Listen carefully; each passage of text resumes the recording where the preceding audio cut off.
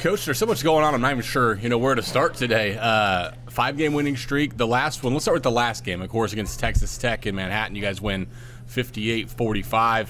Talking to, Coach Weber and Barry and Mike in the postgame, they definitely took the, every win's important mentality, but it felt like this one meant a little more. Was there more meaning to it? Because Texas Tech played so well against you guys last year and felt like a team that kind of had your number, at least this past year or so. Right, and, it was 3 in a row, and obviously our guys knew, and we, as a staff, Coach made it very clear to them that we didn't beat the top 3 teams last year. We got swept by all of them, and that's where Coach said, if we're going to make an improvement and a jump as a team and a hierarchy in the league, then we got to beat the upper echelon. And, obviously getting that Tech win was good for our guys. Our student section was unbelievable. Yeah. It was great. I mean, our guys couldn't stop talking about it, in the locker room after the game. So those things are important, for players to remember stuff like that. And we understand that how bad the roads and oh my gosh, yeah, how dangerous it was for, people out in Western Kansas to drive in, or people from Kansas City, even Topeka to drive in when parts of 70 were closed. So, for our students to show up like that and support, it was great. You mentioned the students because I thought they were fantastic too. You're at a point now, again, 5-2, tied for first with Kansas, where controlling home court's going to matter if you're trying to win a Big 12 conference championship. And talk a little bit more if you could. How much does that matter? You said the players talk about it, but as a media guy, I sit there and watch the crowd and think this has to have an impact. But as a coach and a player, how much do those fans really impact a home environment? Well, it's only impactful if you play. Sure. You can have a packed house and not play, and then they don't come back. And so we played in front of that crowd, and that's the key, to have a crowd and to actually perform at a high level. I mean, it just feeds to the frenzy of wanting to see you play again, and that's kind of how our approach is. And we know, what our next 3 games are. But again, Coach has made it very clear Texas A&M is our most important game for our guys to really focus on that before we get back into, the Big 12 with Oklahoma State and then Kansas back at home. Let's look at A&M a little bit, and I do want to talk some about the Big 12 SEC Challenge in general. But as a coach, is this a good thing or a bad thing? Meaning, in the conference, you play all these teams that you've scouted, 100 times and probably know all this stuff for. And then at A&M, you step out and now you don't have that. Is it nice to have that break, or is it hard to step out of conference and go play down there? I think you can look at 2 ways, because you can look at it from the Big Ten ACC Challenge, where it's really early and you don't really know them. Yeah. And it can be detrimental. But the only good thing is if you lose early like that, it doesn't hurt you as bad as it does if we were to lose late. In this challenge is very late, and it gives guys, voters, and people a last chance to see two high-powered leagues play against each other and make a decision. Yeah. And that's the only thing that you could look at as a downside of it, is people could make a decision based on a late game, late in the year. Kind of like bracket busters in the old mid-majors, when people make a decision on what mid-majors were sexy enough to put in without an automatic bid. And that's kind of what this is, this late. But it's good because we'll have all the games. That's the one thing. We'll be able to know our opponent from the standpoint of being able to watch them, as opposed to early on. I know you take a lot of pride in the league anyway because of how hard it is and the relationships you have in this league. But in a setting like this, when the league results literally matter, to your computer rankings and that kind of stuff, how much do you look around? I know you're focused on your game, but do you kind of peek at those other games and see how the rest of the league does? I mean, we don't. Honestly, you don't care when you're approaching it. You only care when after you play, and then you want everybody else to win to make sure that you get the nod from our league. And obviously it's a bid war. You want our league to have the most bids, because more bids means your league is extremely healthy. And obviously we know that the league is very well coached, and right now our league is extremely defensive, not as high-powered offensively as it's been in the past. And it's very, very different. It's very physical. It's like old Big Ten basketball where scores are lower. Guys are tough, but your scores stand out because, there's not a lot of big-time scores in our league. I'm curious how you think that's happened, and that's probably a tough question to answer off the top of your head, but the Big 12, football conference, all about scoring points. Basketball, it just felt like for a while it's been about that, and now you see even Iowa State, kind of known for being an offensive team playing defense. Any guesses why so many teams are playing style that kind of mirrors maybe what you guys did the last 2 or 3 years? I don't know. I mean, you can't. Who knows? Sure. Tougher kids, competing at a high level, kids wanting to be good on both sides of the ball, I think is kind of, maybe that's the approach. And it's it's really funny how many people like are talking like, man, you guys are scaring me. Our games are too close. Right. But those are the games you remember more than a blowout. Like, people remember those games. Like, a lot of people remember Barry Brown's layup at Iowa State. It's very memorable, as opposed to if we'd have won by 10, it'd have just been another game 10 years from now. But 10 years from now, people will still remember. Just like Jacob's game-winning layup there. Now people brought up, well, Jacob did that, when he was in, and you never would have remembered that if they both weren't for all the marbles at the end of a game. There's so many players I want to ask about who've played well in the last few weeks. I don't know. I want to start with Dean Wade, though, because I guessed from kind of an outside perspective when I saw him come back early against Iowa State. I thought, all right, that's great, but it's going to take 3, 4, 5 games for him to be back who he is. And then the second game against Oklahoma, he was basically who he was, and he was good against TCU, good against Texas Tech. Are you guys surprised at all at how quickly he got back into rhythm with the offense? Man, Coach Weber gets mad when I say this about Dean's a natural. Yeah. He's just got it. I mean, he's one of those dudes that once he, put his mind to it that I'm going to be a really good player, I mean, he can. Not very many people can just show up and hoop like that. And not to say he doesn't work on it, but he's naturally gifted enough as a scorer to be able to get some things done. And he's a veteran. And we were just happy that he showed up, and all the defensive stuff, he was great immediately. Yeah. Even though he only scored 2 points and he didn't really look to score, but the other side of the ball, he was big time, and that's what we pride ourselves, and he prides himself on that side of the ball. He's just a gifted offensive player too. I think last week when we talked, we had some discussion about guys like Cardi and Mike and so on re-understanding their roles, after having great off seasons, but the big guys were still back in front of him. Mike in particular, has made a big impact, 9 points in the Tech game. And it's not just that, it's defense. Is he one of the guys who's really kind of figured out, getting back into that role and what he can do to help this team? Well, yeah, I mean, that's the biggest thing. He's learning where you gotta be and who you gotta be.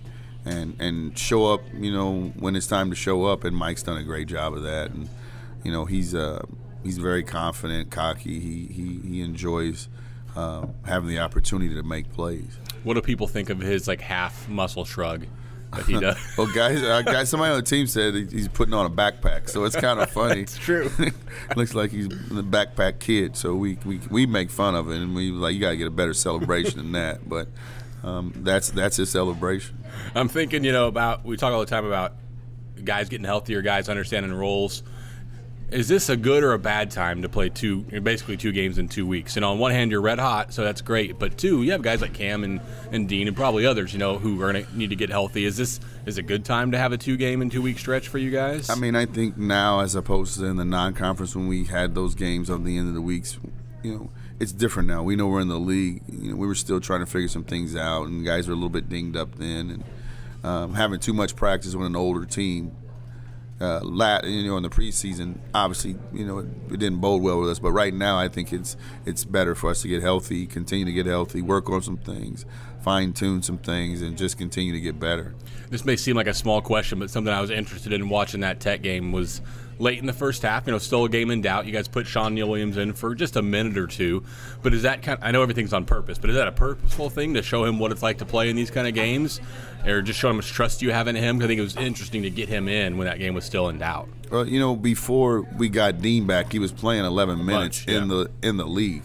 And, the one thing that as a freshman and you go to where there's older good guys, you're not going to play very much if they're in their position. And we always talk about Sean having good big brothers with, obviously Barry, Cam, now Mike, Cardi, and Xavier. As an incoming freshman, those guys played in the Elite Eight. It's going to be hard to crack that lineup and steal their time, especially when we're playing well.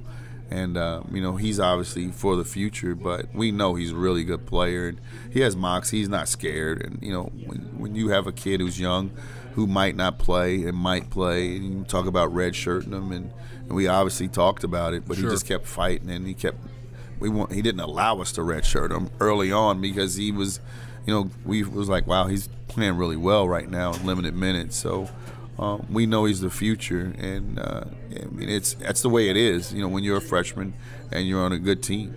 The other newcomer, of course, is Austin Trice, and he's played off and on here in the league, but I think something I'm just curious to get your opinion on. People ask about if he's doing enough from where he's come from. But did he not maybe help the team in the offseason with his emphasis on rebounding? You guys are a great rebounding team now. Is it in part because he came in and made them focus on it more in the offseason? Well, I think we focus more on it. In our scheme of things, you got to know both sides of the ball. Yeah. And, junior college players, you generally are second semester guys. And, hopefully Austin can continue to get better and can really grow into what we thought he would be for us. Now, he's still who he is, a terrific athlete, great rebounder. Yeah. But it's more than that to play for us. And I think he's going to keep getting better. And he's obviously, it's tough for him because he's never not played. But he's never not played with Dean Wade or Mac. Mac's an elite defender. Mac understands what we're doing. Levi's a technician. He does everything Coach wants and a backup guy. And so those things, and then we move X down to play smaller. And X knows the guard spots and the big spots, both sides of the ball. So, it's a catch-22 because our versatility and our guys has really hurt Austin because, we have so many guys that understand Coach Weber. And a new guy, it's hard for both of them to really understand with so many guys coming back. Yeah. This will be an out of nowhere strategical question, but somebody on the board asked it, and I talk about it too. We joke about playing video games in 2K and how we always will force a 2-for-1 at the end of a quarter or whatever. Right. A lot of college teams, including you guys, don't do that. Like you just try to get a good shot and play that kind of stuff. What kind of thought goes into trying to force a 2-for-1 or just playing good basketball in the last 40, 50 seconds of the half? I think some of it is in home and road. A lot of teams who do 2-for-1s, if you see a guy do a 2-for-1 on the road and we scored and they shoot it quick and then we have the last shot, now it's a 5-0 deficit within under a minute. So you got to look at it like that too. And you got to look at the flow of the game. If we're playing well, we'll do it. But, we're tacticians too. We understand. And who has the ball at halftime. That's what fans don't think about. If you go 2-for-1 and it blows up in your face and you don't have the ball first possession, it's something to think about. It's not the NBA where there's going to be so many possessions. Right. It's a 24-second shot clock. That's why it's easier to do it, in the NBA because of the time. Similar in the NFL, how you'll see those teams who know they have it coming out of the half try to get 2 scores going back out of there instead of trying to rush it. So makes perfect sense. I'm curious, even if someone like me, when you guys were 0-2, was writing, must win against West Virginia, that kind of thing. Did it ever get to the point for you guys? Like even Barry said in postgame, if we'd lost West Virginia, we still would have been a good team. He wasn't trying to take importance off of it. But right. I guess the point is, was it never as close to being bad as the media or fans maybe thought it was? No, because we knew when we got everybody back. We lost to Texas because we didn't have Dean and Cam. And Cam. If we would have had Cam, we feel, because there was times out there where new guys didn't do what they're supposed to do. Yeah. And, so if you look at where we're 0-2 and Texas 2-0, and you look at it now, they have all their guys. Yep. We didn't. Look at where they are and look where we are. Yep. And that's a credit to our guys. And it's no disrespect. They beat us. Of course. They came in, and beat us. And they're supposed to. When you're down 2 really important guys, it should be tough on you. But we didn't panic. And, Barry's crazy. He's confident. He knew he wasn't playing well in the preseason. He knew it, but he knew at that halftime, okay, this is it. And it's one of those deals where after the game, I told those guys, the defining moment, man. Coming back from 21 down shows the character that we've needed to show, and we haven't, since last year. And that moment was, him taking over, him saying, if you don't want to play, stay in the locker room. Yeah. Don't come back on the court. And he changed it again. And that type of leadership's not normal. And you don't have guys, you don't get to coach that many guys who are great leaders, who say it and actually do it and actually show people how to do it, on a daily basis. I know you and I are probably biased by, what we see every day, but through 7 games, has Barry been the best player in the Big 12, or at least in that conversation, almost halfway through the schedule, being one of the best guys in the league? You know what? He's one of the better players in the league, but, we obviously all the coaches, we focus on our scouts, and of course, and you're only watching really the teams that you're scouting, and when you watch other teams, and the 3 teams I have in our league, and they're just like, and then the other guys are paying attention to their teams, and it's kind of like you don't really pay attention how good your guys are, and the most important thing about our team, and I'll say this, our seniors went from worrying about how many points to score, how many points they're scoring, and counting their points to counting wins. Yeah. And that's the beauty of when you've got a team, when you know you've got guys and they count wins, and that means that's the most important thing to them as older guys, that's a great thing. When you look at your guys' schedule, and I know you're going to take it one game at a time with A&M and then Oklahoma State after that, but do you take any solace in the fact, or do you catch yourself looking and saying, man, we're 5-2, we're already done playing Texas Tech, we've already played at Iowa State, we've already played at Oklahoma, and you get excited about what you've already done compared to maybe with some of the other teams in the top 3 or 4 and who they've played and where they've gone? Does that stuff factor into the reasoning when you're talking to your team about what's been accomplished so far? Not really, because as coaches, like fans and everybody else look at the whole schedule all the time. We don't. You have to live in the now with kids, because if you let them look forward, then they'll bypass things that are really important to focus on. And it's so important to keep them in the now. And it's like if we focused on the 0-2 side of it, we never would have been able to turn it around, and that was behind us. If we focus on where it can get, then we'll slip up at Texas A&M, because that's the next important thing that we have to worry about. And when you're in the guts of this, it's scary, and you don't want to look and see what's ahead. I mean, that's our approach as coaches. We get nervous because we know that next one is really big too. We've talked, rightfully so much about Dean and Barry, and we could talk about a lot of guys in this team. Is there anybody that comes to mind that we haven't talked about or doesn't get a lot of hype, whether it's stuff they do in practice or things that are happening in games that we don't notice? I'm sure they're all very valuable, but a more valuable player than maybe people are giving credit for right now. I think when you look at our bench, we don't have a scoring bench where you have guys come in and get double figures off the bench. We don't have that. What we do have is a bench that is very technical in what we want to have done, and understanding their roles when they do get in, and that's important. And our bench is still young. When you actually look at it, it's still sophomores and freshmen. So when we don't bring anybody old really off the bench. No. So there's still guys developing that are coming in trying to figure some things out and really understanding. Cardi's a sophomore, Mike's a sophomore, Levi's a sophomore. Sean's a freshman.